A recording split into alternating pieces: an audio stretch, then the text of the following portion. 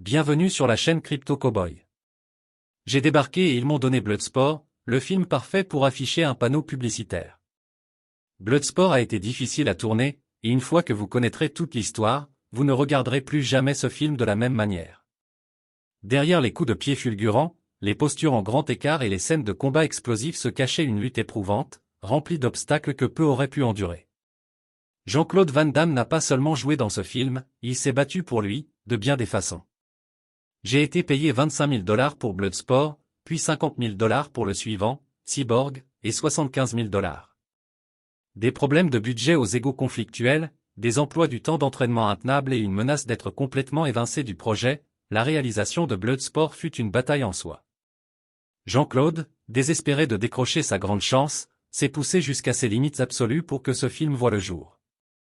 Ce que le public a vu, c'est un classique des arts martiaux à haute intensité. Mais en coulisses, c'était du sang, de la sueur et des rêves presque brisés. Aujourd'hui, des décennies plus tard, la véritable histoire de la création de Bloodsport est enfin révélée.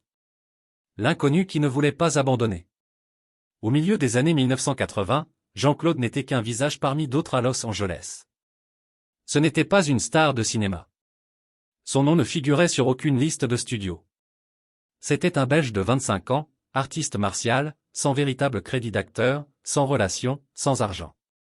Il avait tout laissé derrière lui à Bruxelles, sa maison, sa famille, toute forme de stabilité pour poursuivre un rêve que la plupart jugeaient impossible. Il parlait à peine anglais lorsqu'il est arrivé aux États-Unis. Il portait avec lui un sac de sport, une paire de nunchaku et une pile de photos de ses jours de compétition en karaté. Pendant des mois, il a dormi sur les canapés d'amis ou à l'arrière d'une voiture délabrée.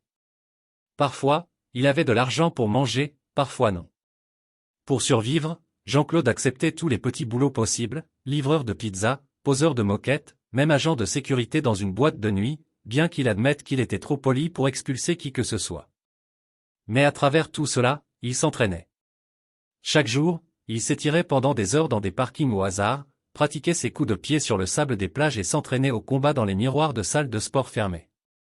Sa souplesse était son plus grand atout, et il y travaillait de manière obsessionnelle. Même les jours où il n'avait pas mangé, il refusait de laisser son corps s'affaiblir. Ce n'était pas seulement une question de rester en forme, mais de rester prêt, au cas où une opportunité se présenterait. La grande chance de Jean-Claude n'est pas venue d'une audition ou d'un appel d'un studio. Elle est venue d'un parking. Un après-midi, il a repéré le producteur Menahem Golan, cofondateur de Canon Film, devant un restaurant à Los Angeles. Jean-Claude n'a pas hésité. Il s'est présenté, a dit qu'il était artiste martial et s'est lancé dans une démonstration spontanée sur le trottoir, terminant par un coup de pied circulaire à 360 degrés désormais iconique, qui s'est arrêté à quelques centimètres du visage de Golan. Ce dernier, surpris, impressionné et amusé, lui a donné sa carte et lui a dit de passer au bureau. Ce petit numéro a suffi pour attirer l'attention de Canon, mais pas assez pour conclure un contrat. Pendant des semaines, Jean-Claude a traîné autour du studio, jouant de petits rôles et doublant dans des scènes de combat mineurs. Mais ce qu'il voulait vraiment, c'était le rôle principal dans Bloodsport, un film à petit budget basé sur l'histoire supposée vraie du combattant clandestin Frank Dux. Le studio n'était pas convaincu. Jean-Claude avait les mouvements, mais pouvait-il porter un film? Savait-il jouer? Jean-Claude n'a pas abandonné.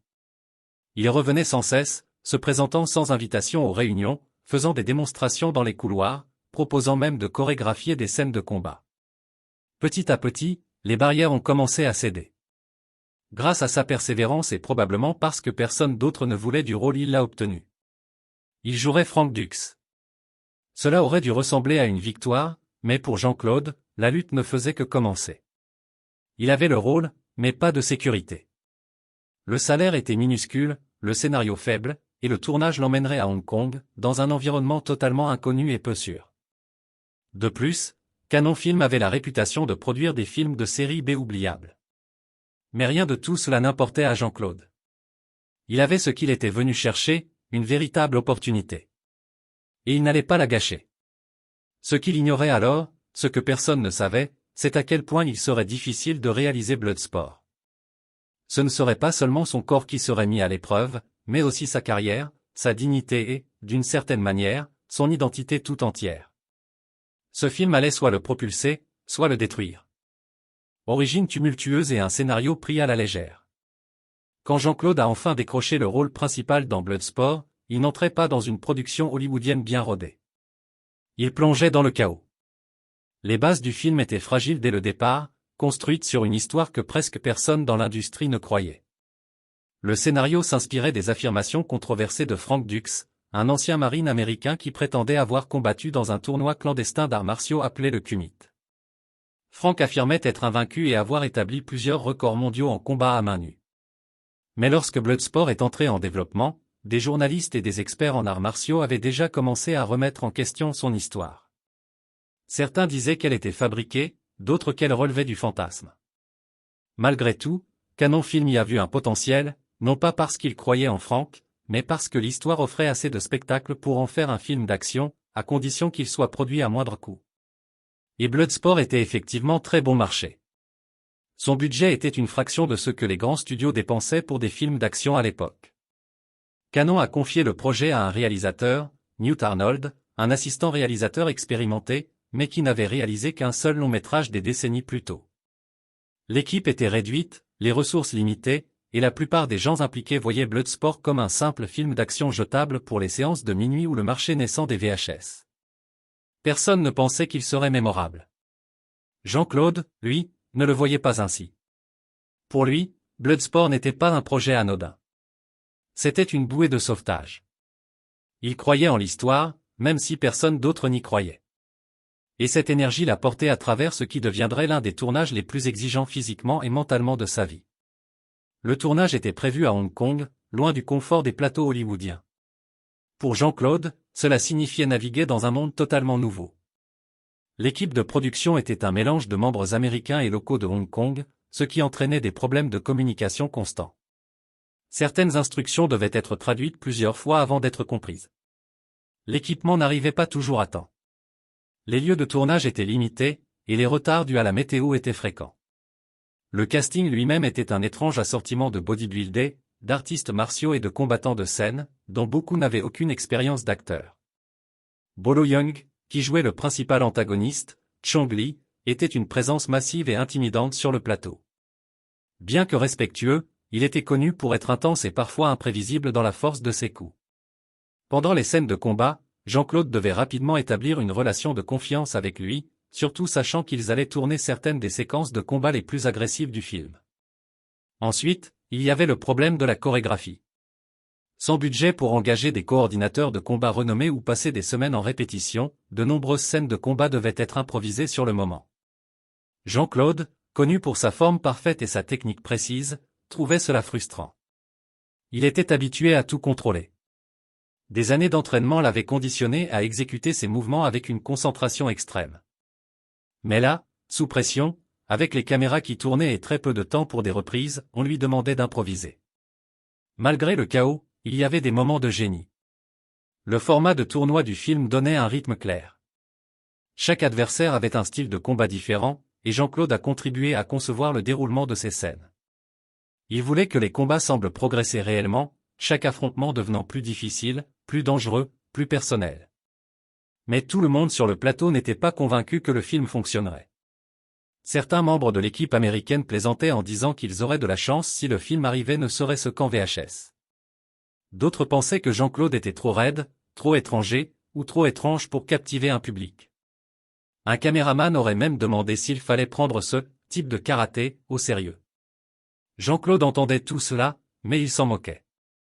Il savait ce que ce film pouvait devenir, si seulement il pouvait être terminé. Pourtant, les retards de production s'accumulaient. Des scènes étaient coupées. Des lieux entiers devaient être abandonnés parce que l'équipe ne pouvait pas se permettre de rester à Hong Kong plus longtemps.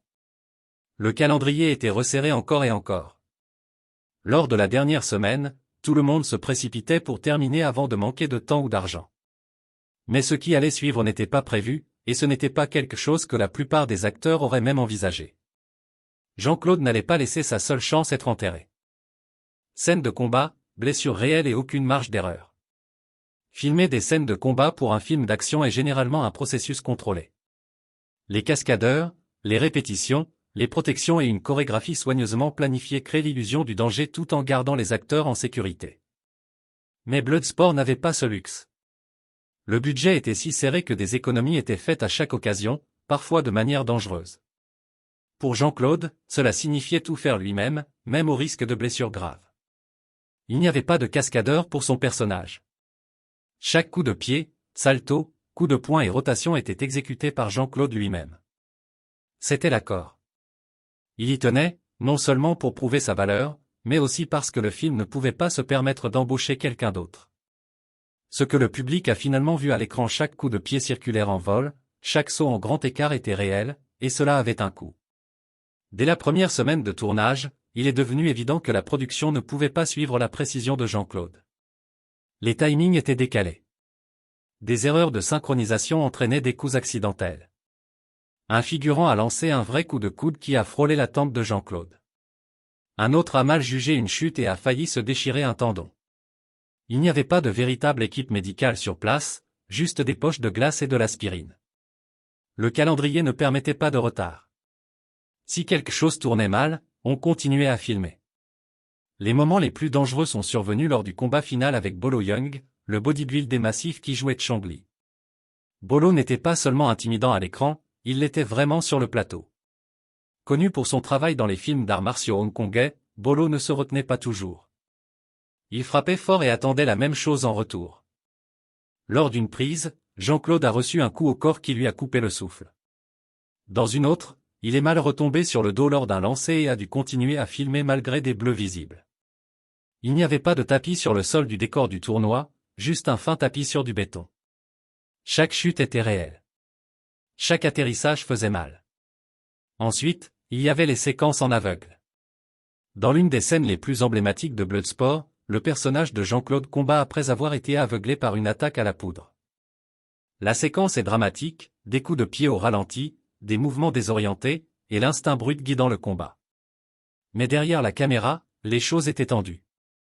Jean-Claude s'était entraîné pendant des semaines pour développer la mémoire musculaire nécessaire pour réussir cette scène. Il travaillait son équilibre, s'entraînait les yeux fermés, répétant les mouvements jusqu'à ce qu'ils deviennent une seconde nature. Pourtant, tourner cette scène était incroyablement risqué.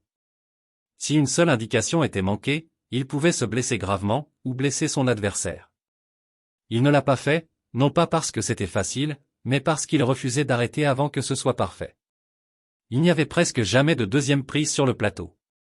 Le calendrier était impitoyable. Les acteurs avaient souvent une ou deux chances de réussir. S'ils échouaient, le réalisateur passait à autre chose. Cela signifiait que des scènes étaient tournées alors que les gens boitaient, étaient bandés ou luttaient contre l'épuisement. Il n'y avait pas de temps pour récupérer. Jean-Claude insistait aussi pour que les scènes de combat soient fluides et cinématographiques. Cela signifiait non seulement exécuter des techniques, mais les faire proprement, en séquence, et devant la caméra, dans les espaces étroits et confinés de la plateforme du tournoi. Certains combattants n'étaient pas habitués à se battre pour la caméra. Alors, Jean-Claude a commencé à diriger lui-même une partie de la chorégraphie. Il passait en revue les scènes, ajustait les mouvements, et suggérait même de nouvelles séquences pour les rendre plus excitantes. L'une de ses idées est devenue le mouvement emblématique du film, le coup de pied en grand écart au ralenti. Cela n'était pas prévu dans le scénario initial. Mais Jean-Claude voulait terminer les combats d'une manière qui mettrait en valeur sa souplesse et son talent, sans effets spéciaux. Les coups devaient être réels, parfaitement synchronisés et capturés sous plusieurs angles. C'est ainsi qu'un simple coup de pied en vol s'est transformé en un tournage de 5 heures. Jean-Claude a répété le coup encore et encore jusqu'à ce que le timing et le mouvement de la caméra soient parfaits. Ses jambes tremblaient à la fin, mais il l'a réussi. Rien de tout cela n'était standard. Ce n'était même pas sûr. Mais cela est devenu une partie de l'attrait brut et authentique du film. Pas de vernis, seulement de l'effort, pas de coups simulés, mais de vrais coups, de vrais bleus, et de vraies conséquences. Derrière l'objectif, le film commençait à prendre forme visuellement. Les combats semblaient authentiques, et l'agilité de Jean-Claude était différente de tout ce que le public avait vu. Mais personne sur le plateau ne pouvait dire si cela fonctionnerait. L'histoire était mince, les performances inégales, et l'épuisement physique du premier rôle commençait à se voir. Jean-Claude n'était pas seulement fatigué. Il souffrait. Son corps était douloureux. Ses articulations étaient à vif. Et pourtant, il continuait, car il croyait que ce film changerait sa vie. Et il avait raison. Mais d'abord, le film devait survivre à ce qui allait suivre. Car lorsque les caméras ont cessé de tourner et que le dernier plan a été filmé, l'équipe a plié bagages et est rentrée à Los Angeles, prête à voir ce qu'ils avaient créé. Et le studio a absolument détesté. Un film terminé que personne ne voulait diffuser. Quand Jean-Claude est revenu à Los Angeles après le tournage chaotique à Hong Kong, il était épuisé mais plein d'espoir. Le tournage avait été brutal, oui, mais les images semblaient bonnes. Les combats étaient nets, et la caméra avait capturé certains de ses meilleurs moments. Pour la première fois de sa vie, il sentait qu'il avait peut-être accompli quelque chose qui le propulserait enfin à Hollywood. Mais ensuite est venue la projection pour le studio. La première version brute de Bloodsport, montée par l'équipe de Cannon Film sans l'implication de Jean-Claude, était trop longue, le rythme était bancal, et les combats n'avaient pas l'impact nécessaire. Elle semblait lente, maladroite et inégale. L'énergie si intense sur le plateau s'était complètement perdue dans le montage. Quand les exécutifs de Canon ont vu cette version, ils n'ont pas été impressionnés. En fait, certains étaient visiblement frustrés. Il y avait des rumeurs selon lesquelles quelques-uns sont même sortis avant la fin de la projection. Selon Jean-Claude, quelqu'un dans la salle a utilisé le mot « embarrassant ». On parlait de mettre le film au placard, c'est-à-dire de l'abandonner, de l'oublier et de passer à autre chose. Ce n'était pas inhabituel pour Canon. Le studio avait l'habitude de produire des films d'action à petit budget, et si quelque chose ne semblait pas rentable, il ne s'embêtait pas à le pousser. Bloodsport n'était pas une priorité au départ. Il avait été approuvé sur un coup de tête, avec un budget minuscule et sans grand nom.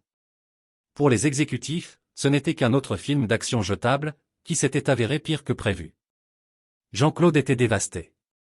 Il avait tout donné à ce projet, son corps, son temps, ses derniers dollars. Et maintenant, le studio était prêt à l'enterrer.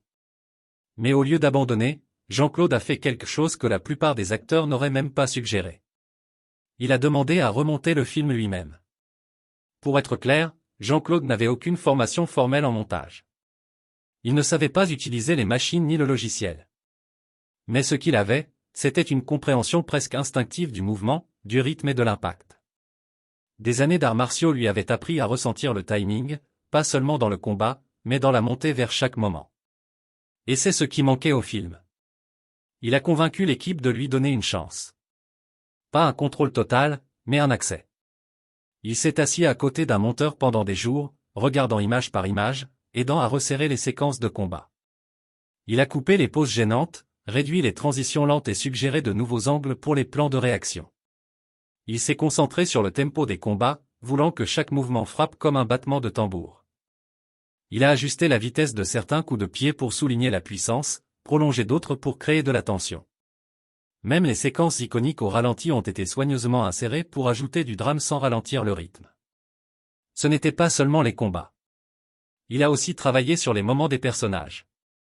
Il s'est assuré que le parcours de Frank Dux, d'outsider respectueux à champion déterminé, est une structure émotionnelle. Même avec un dialogue limité et un scénario trop simpliste, Jean-Claude savait qu'il devait faire en sorte que le public s'attache au personnage, même un peu. Le monteur qui travaillait avec lui a admis plus tard que le sens du timing de Jean-Claude était meilleur que celui de certains réalisateurs expérimentés. Il ressentait les scènes différemment. Après plusieurs semaines de remontage, ils ont produit une nouvelle version du film. Cette fois, elle était plus serrée, plus propre. Les combats frappaient plus fort. Le rythme était plus intense. La montée vers le match final fonctionnait réellement. Ce n'était toujours pas un film d'action hollywoodien poli, mais maintenant il avait quelque chose, un pouls, un sens du mouvement, une énergie brute qui ne pouvait pas être simulée. Pourtant, le studio n'était pas convaincu. Même après avoir vu la nouvelle version, certains exécutifs doutaient encore de son succès. Ils envisageaient une sortie directe en vidéo. Ils ne voulaient pas gaspiller d'argent pour une sortie en salle à grande échelle. Mais quelque chose d'inattendu s'est produit. Le studio a testé le film avec un petit public. Les spectateurs ont adoré. Ils ont applaudi pendant les combats, ri aux personnages secondaires bizarres mais attachants, et se sont laissés emporter par la simplicité de l'histoire. Le public ne connaissait peut-être pas grand-chose de Jean-Claude, mais ils aimaient ce qu'ils voyaient.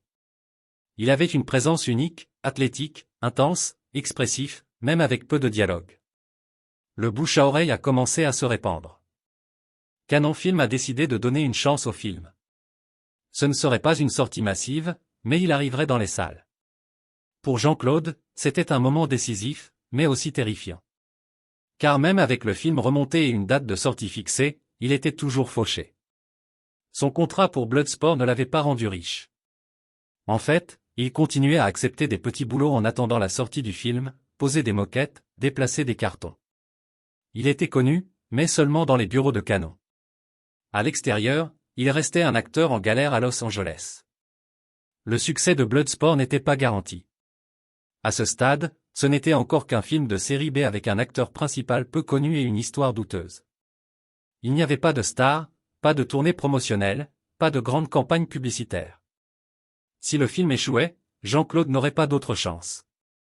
Il n'avait pas de plan B, pas d'autre film en vue, pas d'économie. Tout ce qu'il avait était lié à ce film d'arts martiaux risqué, bancal, rapiécé, basé sur une histoire qui n'était peut-être même pas vraie. La vérité que la plupart des gens ignorent. Quand Bloodsport a été terminé et que Jean-Claude a aidé à remonter le film, la plupart des gens pensaient que son combat était fini. Le film était prêt. Le studio avait un plan. Les combats étaient superbes. Il avait le rôle principal. Qu'est-ce qui pouvait être si difficile? La vérité, c'est que la partie la plus dure se déroulait encore, et elle n'était ni sur le plateau ni dans la salle de montage. Elle était dans la vie de Jean-Claude. Il a apparemment déclaré, « La plupart des gens ne savent pas à quel point faire Bloodsport a été difficile. La vraie lutte a commencé après avoir fini de tourner et de monter le film. Jouer dans Bloodsport était un rêve devenu réalité, mais aussi le pire cauchemar de ma vie. Même après avoir mis tout son cœur et son âme dans Bloodsport, Jean-Claude était toujours fauché. Le salaire qu'il avait reçu pour le film couvrait à peine quelques semaines de loyer, si ce n'était moins. L'argent arrivait lentement, et son contrat était fortement en faveur du studio. D'une certaine manière, le film lui avait coûté plus qu'il ne lui avait rapporté. Il vivait toujours au bord du gouffre, dormant parfois dans sa voiture, parfois sur le sol chez un ami, souvent sautant des repas pour pouvoir s'entraîner. Le coût physique du tournage n'avait pas disparu. Son corps souffrait constamment de blessures qui n'avaient pas complètement guéri. Mais le coût émotionnel était pire. Le doute le rongeait. Est-ce que ça allait vraiment marcher? Est-ce que quelqu'un s'en soucierait quand le film sortirait en salle? Et si Bloodsport échouait et qu'il se retrouvait avec rien? Pendant des mois, Jean-Claude était dans l'incertitude. Le studio ne faisait pas une promotion agressive du film. Le budget marketing était minuscule. Il n'avait pas d'agent pour le pousser, pas d'équipe pour le soutenir. À bien des égards, il était toujours le jeune Belge inconnu du début. Mais Jean-Claude ne s'est pas contenté d'attendre. Il a pris sur lui de créer de l'élan. Il livrait personnellement des cassettes VHS aux distributeurs, espérant les convaincre de donner une chance au film. Il se rendait à de petites projections et parlait avec les fans. Il travaillait dans des salles de sport et des écoles d'arts martiaux, faisant passer le mot sur son film de bouche à oreille. À un moment donné, Jean-Claude a même exécuté son coup de pied en vol emblématique pour des acheteurs potentiels dans un parking de studio, comme il l'avait fait des années plus tôt pour se faire remarquer. Le cycle était presque bouclé. Ce n'était pas du glamour. Ce n'était pas la célébrité. C'était la survie. Et c'est la facette de Bloodsport que peu de gens voient, la lutte désespérée en coulisses, les mois éprouvants après la production, le roller-coaster émotionnel qui l'a presque brisé. Les défis physiques sur le plateau étaient extrêmes, l'épuisement mental était extrême, mais l'incertitude financière est personnelle. C'était une bataille d'un autre genre. Une lutte sans adversaire clair, sans arbitre, sans limite de temps. Conclusion, quand tout a changé. Bloodsport est sorti en 1988 sans grand éclat et avec encore moins de soutien marketing. Sur le papier, ce n'était qu'un autre film d'action à petit budget destiné aux diffusions tardives à la télévision ou aux étagères poussiéreuses des vidéoclubs. Mais quelque chose d'inattendu s'est produit. Le public a commencé à le remarquer. La vidéo domestique a été la véritable percée de Bloodsport. Les locations et les ventes ont explosé. Les fans copiaient les cassettes et les partageaient avec leurs amis. Les vidéoclubs rapportaient une demande constante. Le film est devenu un classique culte presque du jour au lendemain. Jean-Claude, autrefois un artiste martial fauché et inconnu vivant dans sa voiture, est soudainement devenu une star. Mais ce succès avait un goût doux amer. Peu de gens connaissaient toute l'histoire de la proximité qu'avait eu Bloodsport d'être abandonné, ni combien Jean-Claude avait sacrifié pour le réaliser. Les cicatrices physiques restaient, les difficultés financières persistaient, et la pression de faire ses preuves ne faisait que croître. Pourtant, Bloodsport a marqué un tournant, non seulement pour Jean-Claude, mais pour le cinéma d'arts martiaux. Il a ouvert la voie à une ère de combattants devenus acteurs et a contribué à populariser un genre longtemps méprisé. Et si Bloodsport n'avait pas existé, quelle aurait été la carrière de Jean-Claude? Dites-nous ce que vous en pensez dans les commentaires.